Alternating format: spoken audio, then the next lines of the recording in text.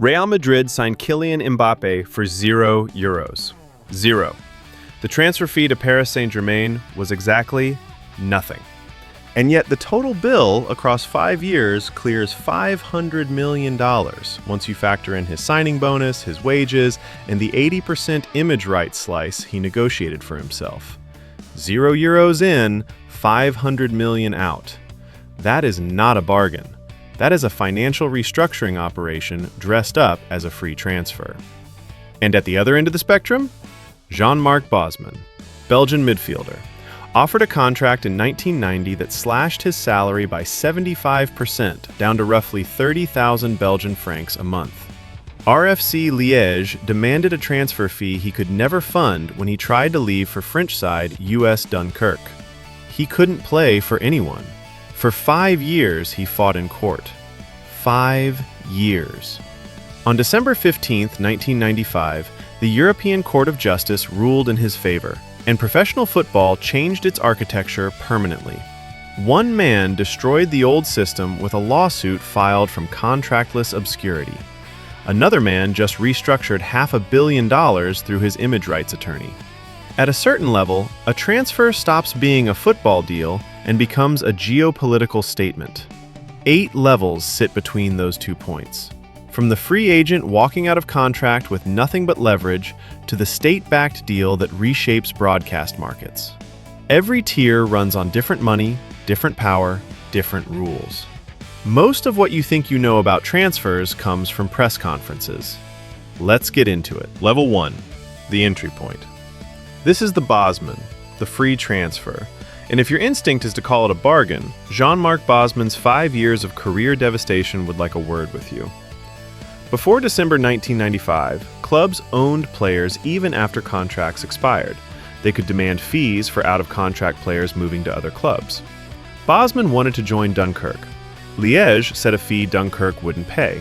Bosman sat, contractless, unable to work in his profession, watching his career disappear while his lawsuit ground through the European court system. When he finally won, the ruling blew the entire structure apart. EU players finishing their contracts could walk. No fee, no permission required. What the Bosman ruling actually created, though, is the myth of the free transfer as a cost-free deal. The fee column reads 0, but the wages don't. The signing bonus doesn't. And the agent? Absolutely not free. Because the money that would normally flow to the selling club flows directly into the player's pocket and their representative's invoice instead. Free doesn't mean cheap. It means the transfer fee is 0 and everything else balloons to compensate. Cristiano Ronaldo arrived at Al Nassr on January 1, 2023 as a free agent. No fee to Manchester United. And by June 2025, after extending through 2027, his annual salary cleared €200 million per season. The entry point. The most misunderstood tier in the whole ladder. Level 2, the loan move. Loans are the development conveyor belt, the shop window, the cost-efficient way to give a teenager real minutes without committing transfer capital. And for years, clubs ran that system with industrial aggression. Atalanta had 63 players out on loan during the 2021-22 season alone. 63. That is not squad development. That is a holding warehouse for human assets, and FIFA eventually agreed. From July 1, 2022, international loan limits started dropping on a sliding scale. 8 allowed in 2022, 7 from July 2023, 6 from July 2024, permanently, excluding club-trained players under 21. Domestic loans aren't touched by those FIFA rules at all. National associations govern domestic movements separately, so the clubs that built their entire models around loan volume found the door that was still open and pushed harder through it. The loan economy didn't collapse, it reorganized. What actually shifted is the leverage inside negotiations. With international slots now capped at 6, the clubs receiving players on loan hold more bargaining power than before, which meant the clubs sending players out had to start offering something real in return. A wage contribution, a mandatory purchase option triggered by appearances, sometimes a future sell-on percentage. The supposedly simple entry-level move got structurally complicated without a single headline announcing the change. Level 3, the mid-tier fee.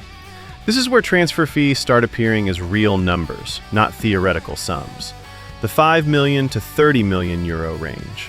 And the mechanics operating at this tier define every deal structure above it, so they're worth understanding in detail. Add-ons are where creative accounting lives. A reported fee of 20 million euro might be 12 million euro guaranteed, with 8 million euro in conditional triggers. Champions League qualification, international call-ups, minutes thresholds, goal tallies. The selling club bets on all of it activating. The buying club bets none of it fires. The player's agent takes a percentage of the guaranteed sum, with further commission on add-ons paid only if and when those conditional triggers actually activate. Sell-on clauses are the hidden equity stake that keeps selling clubs earning long after the deal closes. Brighton built an entire business model on this principle. They buy players early, negotiate sell-on percentages or buyback options, then move players up the chain at profit. Moises Caicedo arrived at Brighton from Independiente del Valle in 2021 for £4.5 million. 2 years later, he was worth £115 million. That valuation doesn't come from nowhere. It comes from a club that structured the asset for resale from the moment he cleared passport control. Level 4. The big club squad signing. Chelsea signed Moises Caicedo from Brighton on August 14, 2023 for a British record £115 million. £100 million guaranteed, £15 million in add-ons. Liverpool had a £110 million bid accepted by Brighton days earlier. Jurgen Klopp publicly confirmed that deal was agreed. But Caicedo had already given Chelsea his word. He refused the Liverpool move entirely, which forced Chelsea to raise their number by £5 million to close it over the line. That is not just a bidding war. That is a player exercising transfer power at a level that used to be reserved for the top half-dozen names in world football. Who actually profits here? The agent profits significantly. Brighton profits at a multiple of what they invested.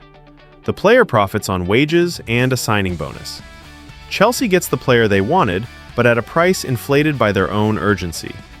Liverpool gets nothing except a public confirmation that they were beaten. If you want the financial anatomy of a deal at this tier, exactly how the agent split works, where the signing bonus sits relative to wages, and how add-ons get taxed differently across jurisdictions, that breakdown is linked below. It's worth watching before Level 5, because the numbers from here get genuinely disorienting. Level 5, the marquee transfer, the player everyone tracks in real time, the deal that runs as a transfer ticker on every broadcast for 3 weeks. And the gap between the reported fee and the actual total cost is widest right here. Erling Haaland's move to Manchester City triggered a release clause valued between 60 million euros and 75 million euros. That's what City paid Borussia Dortmund. Disciplined even. But intermediary commissions on the deal totaled roughly 40 million euros on top of that, with a major portion going to Mino Raiola's agency, and the rest going to his father, Alf Inge Haaland. The sum paid to people who will never lace up boots came close to matching, and by some estimates exceeded what the selling club received. The people who don't kick the ball walked away with roughly the same amount as the club that developed him for 2 years. Read that back. That is the honest structure of a marquee transfer at this tier. The headline fee is what gets printed. The commission bill is what actually defines the deal's total cost. And yet, nobody cancels the deal. Nobody walks away from the table because the agent fee is too high. Because the buying club's commercial projections on shirt sales, broadcast bonuses, and sponsorship uplift already account for Haaland's name being on those numbers. The commission is a line item in a much larger calculation. Level 6, the club record blockbuster. At this level, one transfer redefines what a club believes it is publicly. Not just what it can afford, but what it's willing to declare about its own ambitions. The economics shift because the fee is large enough to affect financial reporting. UEFA squad cost regulations mean transfer fees get amortized across contract length on the books, capped at a maximum of 5 years. A 100 million euro player on a 5-year deal costs 20 million euros per year in amortization, which means a club can technically carry that fee without having 100 million euros liquid on signing day, as long as the contract is long enough to spread the charge. Clubs at this tier know exactly what a 6-year contract versus a 4-year contract does to their balance sheet. The contract length isn't loyalty, it's amortization scheduling. The sporting director talks about project and long-term commitment at the press conference. The finance department talks about quarterly amortization charges in the quarterly report. Same deal, completely different language. Now let's talk about the world record fee. On August 3, 2017, Neymar's legal team arrived at La Liga headquarters in Madrid to deposit 222 million euros against his Barcelona release clause. They got turned away. Officials refused to accept the money. His lawyer, Juan de Dios Crespo, pivoted immediately, flew to Barcelona, and personally handed a physical check for 222 million euros to Barcelona's general director and legal team. Under Spanish law, release clause buyouts must be paid by the player, not the buying club. So, legally, Paris Saint-Germain provided Neymar's legal team with the funds, and those lawyers activated the clause on his behalf. PSG technically didn't buy Neymar. He technically bought himself out, then walked directly into PSG. The legal structure matters because it's what made the whole mechanism operate under Spanish national labor law. 222 million euros, one check, delivered in person because a governing body rejected the first attempt that same morning. It didn't just smash the world record, it moved the psychological ceiling for every deal that came after it, permanently. The market after Neymar operates in a different financial universe than the market before him. Level 8, the final level. State-backed, brand-defining, market restructuring. This is where football ends and something else starts. Kylian Mbappé signed with Real Madrid on June 3, 2024. Transfer fee to PSG, €0. But the total package included a 125 million euro signing bonus paid across 5 years and a 15 million euro net annual salary, and the detail that no club had conceded to a player before. 80% of his individual image rights. Real Madrid's standard policy for every marquee signing before Mbappé was a 50-50 split. His team negotiated that down to 20% for the club. He owns the rest of himself. Real Madrid's most commercially valuable asset controls his own commercial value. That is either the future of how elite players operate or a precedent that unravels every existing contract structure at the top level. And then Ronaldo. His June 2025 Al Nassr extension is not a football salary, that is a national brand contract structured as a football salary. The Saudi Pro League is not competing for the Champions League, it's competing for global eyeballs. Messi's July 2023 Inter Miami deal already showed the template. His contract incorporated a direct revenue share from Apple TV's $2.5 billion MLS broadcast partnership and Adidas merchandise sales. The player is not just an athlete anymore. The player is a distribution channel for broadcast markets the sport hadn't previously penetrated. Level 8 isn't the biggest transfer fee.